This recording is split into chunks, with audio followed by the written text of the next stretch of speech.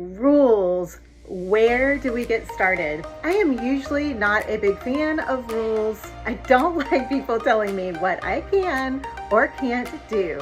But sometimes, like with fashion, it's helpful to have a few guidelines.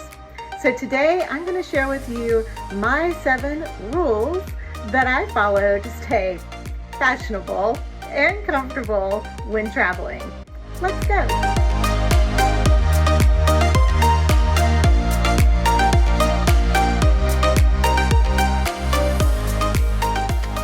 Hey y'all, and welcome. If you're new here, I'm Christi, the Gen X Gypsy, helping you to travel better so you can focus on creating unforgettable memories. Today, we are wading into a very, very sticky subject, fashion rules. If you're anything like me, you probably find most fashion rules a little archaic, like not wearing white after Labor Day, or not showing any skin after the age of 50, or not wearing socks with sandals. Wait, let's keep that one. Yeah. Today, I'm sharing with you the 7 rules that I follow when choosing my travel clothes.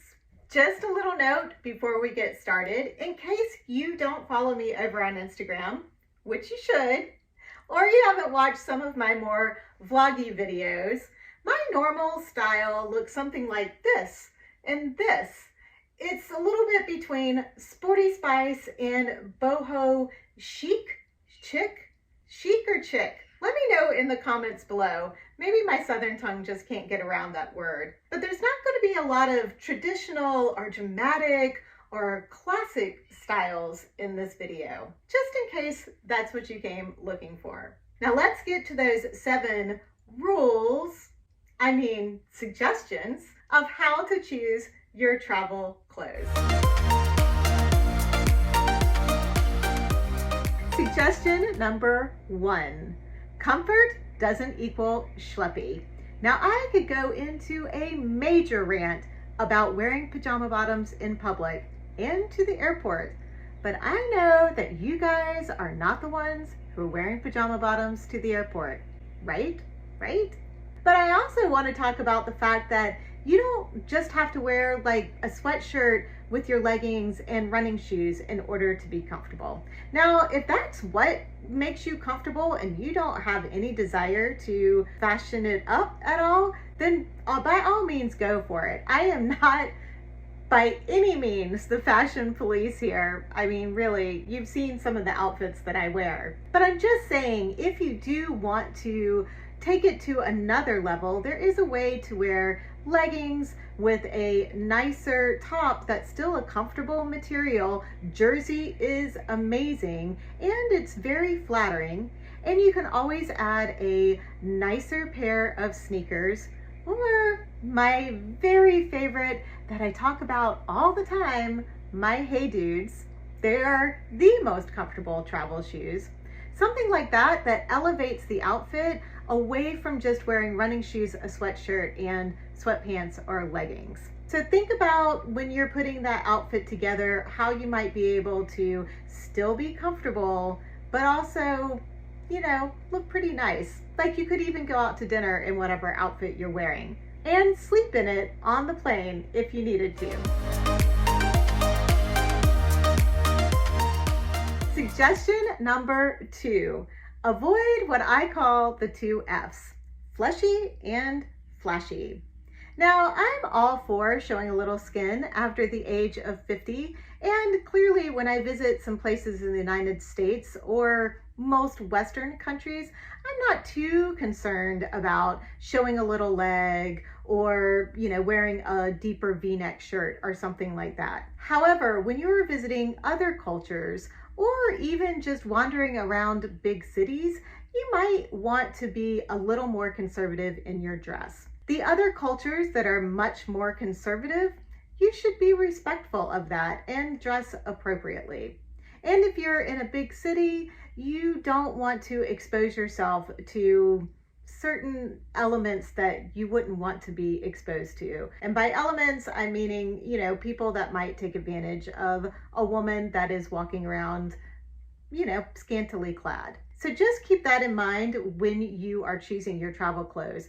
Feel free to wear your more revealing clothes when you're at home, obviously, but maybe think twice about packing those to take along. The same goes with your flashy clothes or more likely jewelry. Don't wear like your big diamonds on your ears or rings or tons of gold necklaces. You're just exposing yourself again to possibly something negative happening because you make yourself a target. So leave that jewelry at home, wear it for other occasions that are appropriate, and choose your more casual jewelry, maybe some costume jewelry, but you still don't want to make yourself look like a target. So make your costume jewelry maybe not look so expensive, or better yet, buy some jewelry when you get to where you're going as your souvenir, and you're supporting a local business at the same time.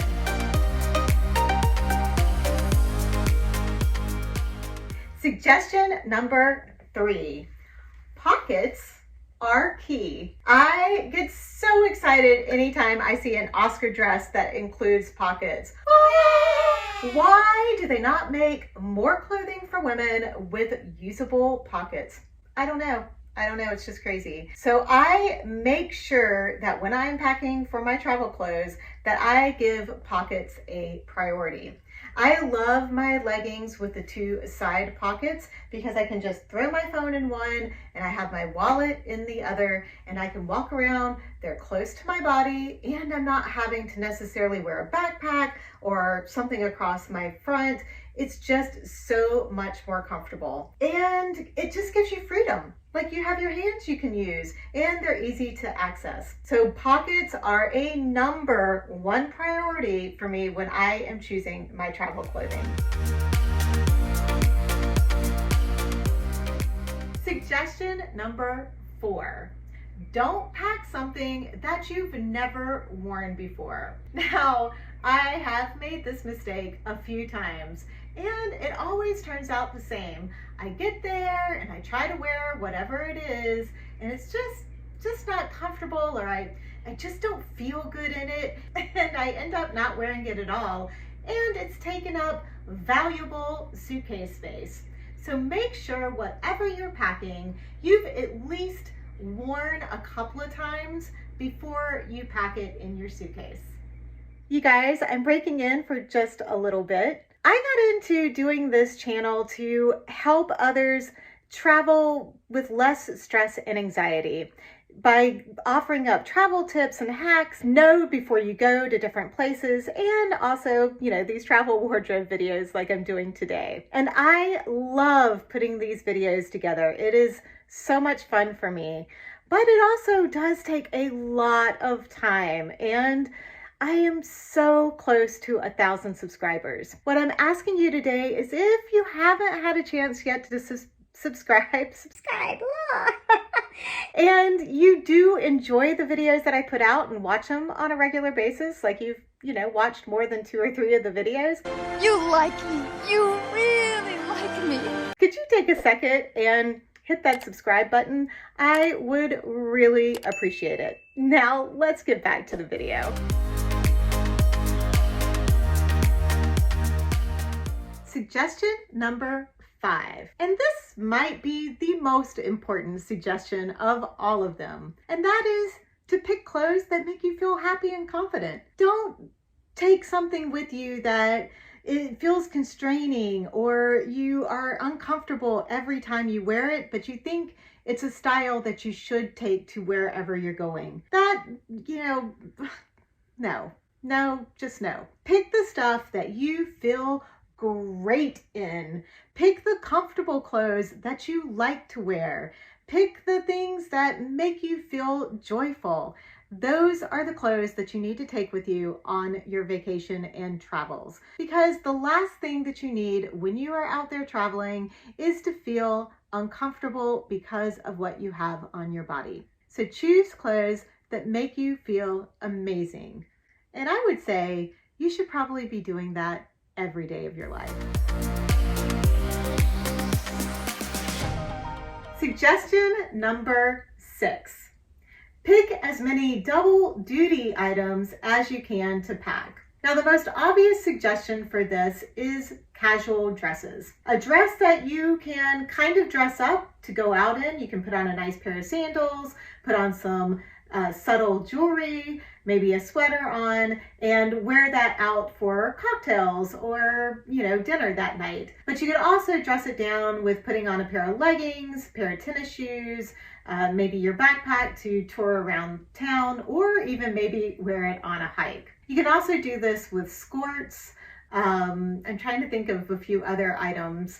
If you guys have some double duty suggestions, let me know in the comments below, because I'm kind of stuck at skirts and dresses because that's what I use for double duty most of the time. But I'd love to hear some more suggestions of items that can be used for more than one use when traveling.